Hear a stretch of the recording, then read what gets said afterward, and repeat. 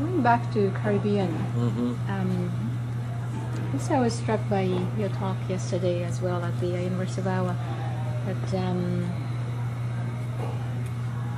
you did mention, you referred to this slave population who did not have institutional continuity of culture. And then you referred also to the more diasporic, what we might characterize as diasporic populations, such as immigrants and so on, who settled and who left their homeland and settled in the host land, who nevertheless had some institutional continuity in their culture and everyday life. How would you compare, let's say, diaspora that originates in slavery and diasporic community that originates in immigration? Is there any fundamental differences in these two? There can be. I'm not sure there need be, but there can be. Let me mention by way of explanation that the talk I gave yesterday, I shaped partly knowing that my audience would be heterogeneous, and that I would have students and faculty and people from many different fields. And so I dwelled on certain features of the context, such as what an institution is and what culture is, things of that kind, knowing that that might be helpful to people in understanding what I said. So it had a pretty rudimentary character at first, what I was saying. I say that the differences between the diasporic population and an enslaved population may be different, but need not be, because it partly depends on how badly maltreated and how defenseless are the diasporic groups. In the 19th century, about 100 million people left their homes in order to work in other places. Of that 100 million people, about half were Europeans, and about half were from other countries, from mostly colonial countries, but anyway, not Europeans. The Europeans, in their majority, were a diasporic population, and they went to places like Canada and Argentina and Uruguay and South Africa and the United States, places of that sort. The other half were also diasporic, but these were non-whites. And they went mostly not to the places of the sort I've named so far, but to places like Cuba and Jamaica, and many of them to India and portions of South Africa. They went to those parts of the tropical world which were still engaged in overseas agricultural production to feed Europe. And so, as I've said somewhere, and it's purely hyperbole, but you'll get the point, the movement of the 19th century consisted half of people who went to learn how to plant and cultivate and cut sugarcane, and the other half who went to places where they learned to eat, to drink coffee and to eat sugar in the coffee.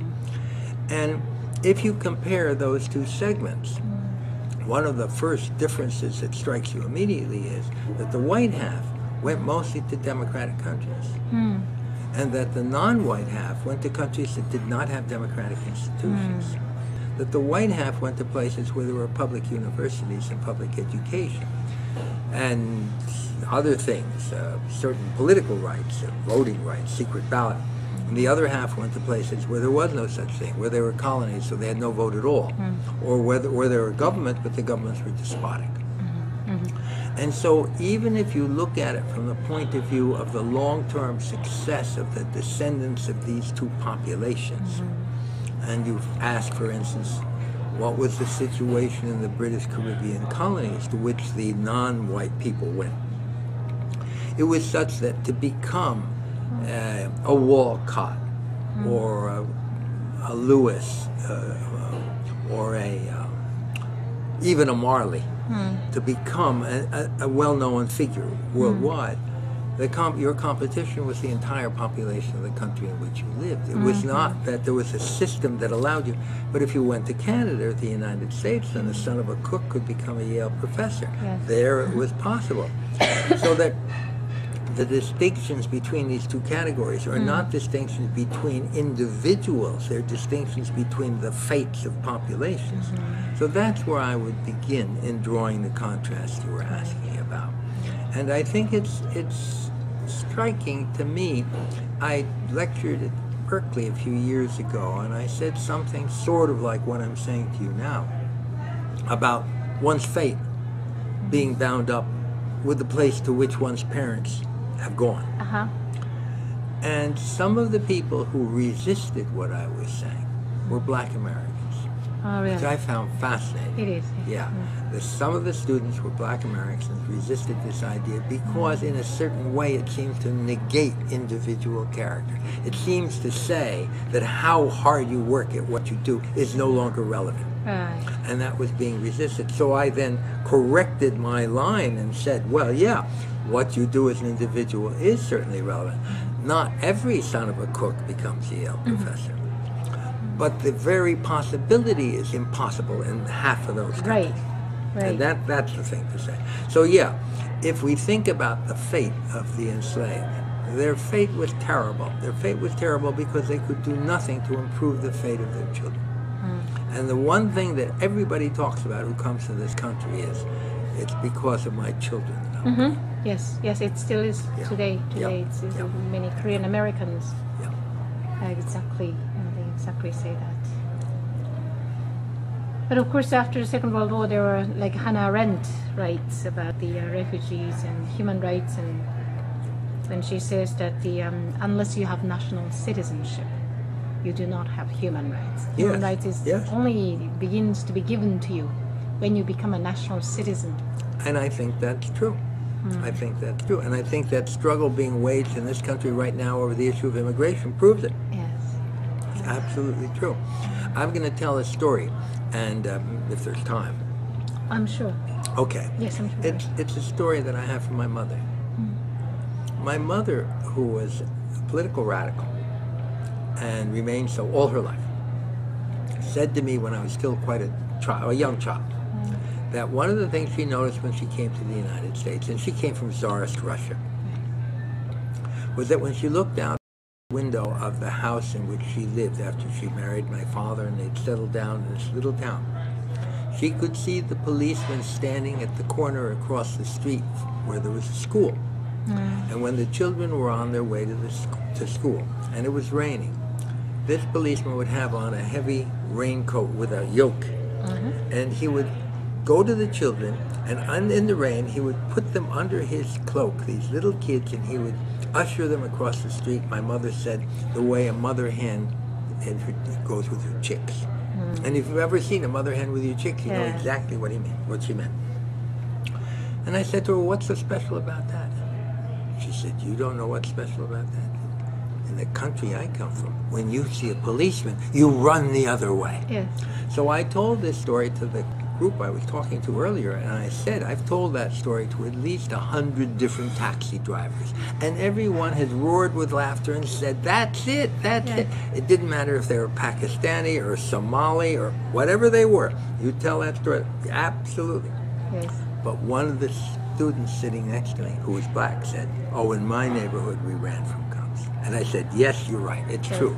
You're not yet a full citizen. That is interesting, because that is exactly I would have done when I was a child. The uniformed officers across the board unanimously were the enemies. Absolutely. They were there to pick you up. But in a society where the policemen are not enemies, that's a society that's on its way to becoming civilized. Very true. And we've gotten better. We still are not where we ought to be, but we've gotten better. Yes, I think we are. I can tell you, especially in our city. Okay, well, did you say your dinner appointment was 6 o'clock? 6:30. Okay, that's good. I should usher you back to the hotel. Yeah, because I have to sober up before I come there. Sure. I don't know. Institutional culture. Yes, I want to ask you about this. I'm not sure. This is a boring question, but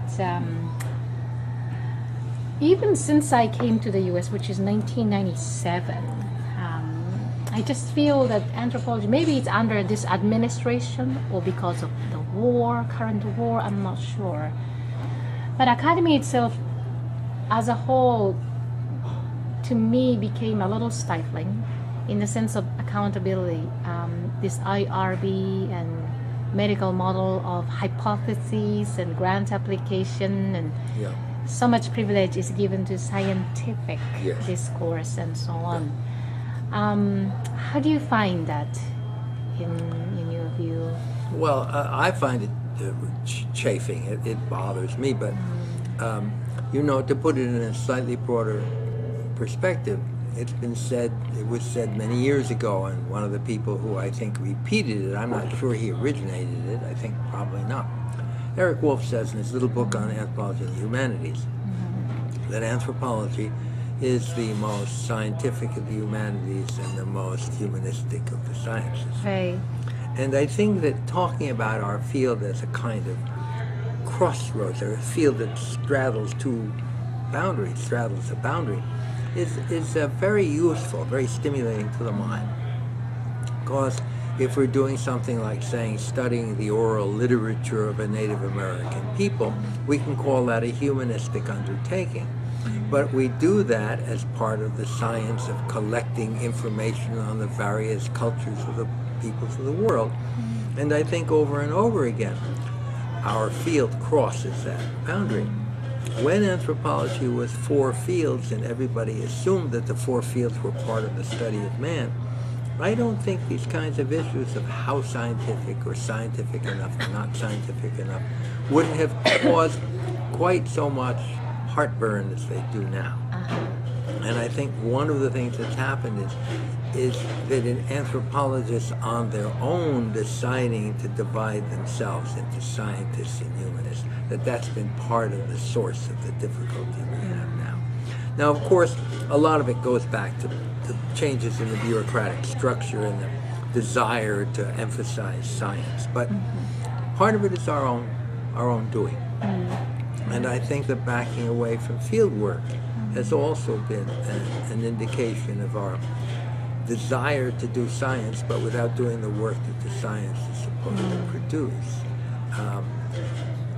Economists don't have to do field work, at least not the kind of field work I think they should do, because they already know all those answers. I don't think we know any of our answers, and so we need to do field work. But our field benefits from uncertainty. Our field benefits from not knowing. Our field grows from asking questions of a kind that may not have any final answer. We learn things that nobody else knows. We learn things that are vital to our survival. We learn things that make us humble about the way we do things ourselves. We might even have learned that there were differences between Sunni and Shiites before we went into this war. There are things we have to tell people who know if they're willing to take what we have to say seriously. Our problem, it seems to me, more than anything, is the lack of a public voice. Hard to know if we can have a public voice without a common purpose, without feeling that we have a common purpose. And so I'm not so much pessimistic about anthropology as wistful and sad about it. I think we could be doing so much more. We could be contributing so much more than we're succeeding at now. Well, maybe in closing, I'd like to ask you 2 questions. These are the 2 questions that you asked me when you interviewed me for Johns Hopkins position. One is, who's your favorite theorist? And the second is, who's your favorite composer? Oh, those are easy. My favorite theorist. Well, I'm very attracted by the ideas and the work and the habits of thought of my contemporary and long friend and colleague, Eric Wolf.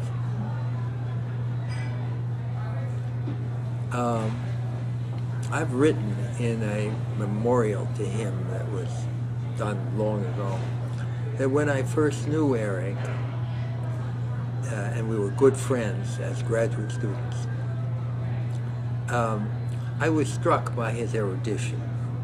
Europe provides its people with classical educations of a kind that we don't.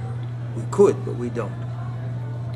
European students have a self-confidence about what they know and what they don't know by the time they're 18 or 19 that we lack.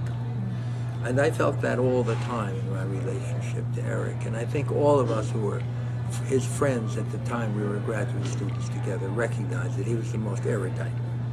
He had read the most, he knew the most, he understood the relationship between philosophy and action better than most of us. He wasn't the best of us in every way, but in those ways, yes. And I have found that I live from and on his theoretical ideas, even to this day, long after he's gone. Of course, I admired him too because he was a war hero, a very brave man, and a man who understood his limitations pretty well. Not perfectly, but pretty well. So yeah, I think I would come out for him. Of course, I'm a great admirer of Karl Marx. I think Karl Marx was a tremendous theorist, very important. And people who think that somehow because the Soviet Union was a failure, Karl Marx was wrong, are simply in bad trouble intellectually. I don't think we have to talk about that. Beyond those two people, there is a figure in the history of Marxism named Plekhanov, Plekhanov, who's done a little paper called The Role of the Individual in History, which I think is marvelous. I once gave it to Kroeber and got Kroeber to comment on it. I also gave it to Julian Stewart and got him to comment on it. They're interesting. But Plekhanov is a very interesting figure in the history of thought. And I think my teacher, Alexander Lesser, was a very smart man, theoretically. He had a lot to say, and it was all good. So there's more than one. But yeah, I think Wolf, certainly for the work I do, Wolf has been very helpful, very instructive. My favorite composer is a little bit harder, not a lot harder, but a little bit harder, simply because I think the man personally was so unlikable. That always complicates these things, right? I mean, if you really thought the guy was great, that would be much better. I think probably my favorite composer of all was John Sibelius. Okay. But certainly the name you might have been expecting, and the name that I would certainly mention next would be Beethoven. I had no guess. You wouldn't have guessed. I couldn't guess at all. I was so astonished when I asked Levi-Strauss this question, and he said Wagner. I'm not surprised. I was astonished. Well, actually, honestly, I thought you would say Wagner. No kidding. I was astonished by that. I couldn't imagine. But of course, the other thing that's so funny about it is my mother's favorite composer was Wagner. Levi-Strauss and my mother both liking Wagner. That's really curious. No, Sibelius, because I learned his music well first. He was the first composer whose music I got to know well. And I got to know it very well at an early time in life. Let me add a note to that, simply because we're talking on an interview. When I was 15 years old, I finished high school. And that was when my parents dumped me on my sister. And at that time, I thought the best music in the world could be heard by putting on the radio on Saturday night and listening to what was called the Lucky Strike Hit Parade. And there were going to be 10 hits in the hit parade, and they played number 10, and number 9, and went on, up to number 1. And I listened to it with absolute concentration. The problem was it came at the same time that Toscanini conducted the NBC Symphony, and we had one radio. Your sister was a music my mother would not surrender the radio for the Lucky Strike Hit Parade. She wanted to listen to Toscanini. So it was a weekly fight. I moved in with my sister, who was a music teacher, as you know. And the same day I moved in, that night, WNYC, which is the New York City station, went on and played classical music all 24 hours a day. I see. And that went on in the morning around 6, and it went off at midnight. And in the course of the next 6 weeks, I gave up the Lucky Completely. And You were converted? I've never gone back. Oh. I wanted to get that story. I see. Okay, that's wonderful. My sister was marvelous, you know. She really was, because she would never make you listen to anything. She was just like my father. My father would cook a new food, and it would smell pretty weird, and I wouldn't know what the hell it was. And he would say, "You don't have to eat it, but you got to taste it." I would taste it. The next time he would cook it, I would want to eat it. My sister would say, "You don't have to listen to this, but if you listen to it, listen to the way," and then she would describe, for instance, the way the third movement begins, or the scherzo trio. She would tell me something about it, but she didn't say you had to listen to it. I was completely transformed within weeks. And I would sit up in bed and say to Sid, "We're listening to Sylphide." And he would say, "God damn it, you've only been living here for 6 weeks and you already know Les Sylphide." Well, that's lovely. Of course, there are tons more stories that I'd like to. Well, there's a lot. I don't know if this is too personal or not personal enough, but I figure you wanted to talk about the edge between being an anthropologist and being a human being, so that's sort of what I've been doing.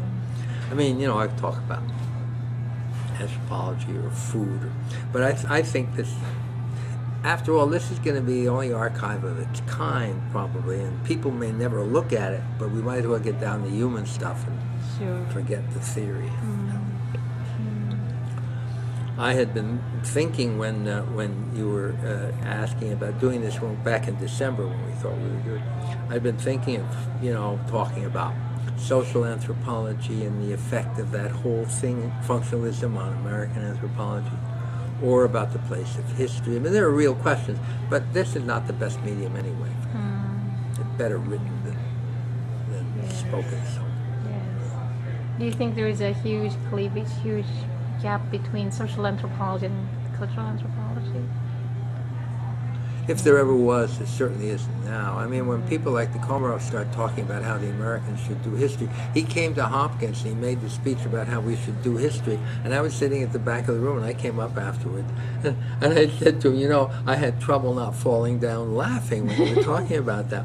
We've been doing historical anthropology for 100 years, and you guys, you should be saying that. And every time he sees me, he says, "Oh, I remember that." I see. Well, yes, I agree. Even compared to when I was studying, there seemed to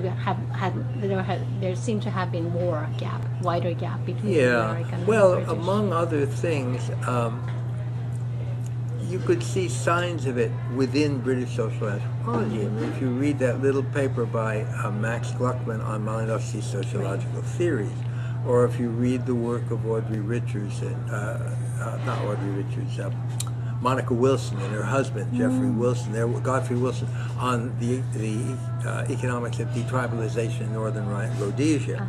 Or if you read even Evan Pritchard's little essay on it, you see that they're beginning to, when you look at that volume of the memoirs of the Africa series edited by Phyllis Cabery on acculturation in Africa, and you read that idiotic essay by absolutely idiotic essay, A and B, you see that they had to strain every muscle in order to get the collection together and have it look respectable intellectually. So it had to come. And I don't think that those people were so much wrong as trying to get their students to concentrate on the detailed, minute, correct analysis of what they were observing. That's what they were doing, and that was important. Even Richards, who, you know, couldn't get her own book out until she got rid of Bronislaw, until she got him out of the way, even she recognized that what they wanted was good fieldwork, and they were right to insist on that. So it was a movement that had a point. But I think restoring anthropology to the historical tradition is very important to our field. This is going to be my last question. Yeah. Does British social anthropology have a man like Franz Boas, in your view? If you have to name counterpart of Franz Boas.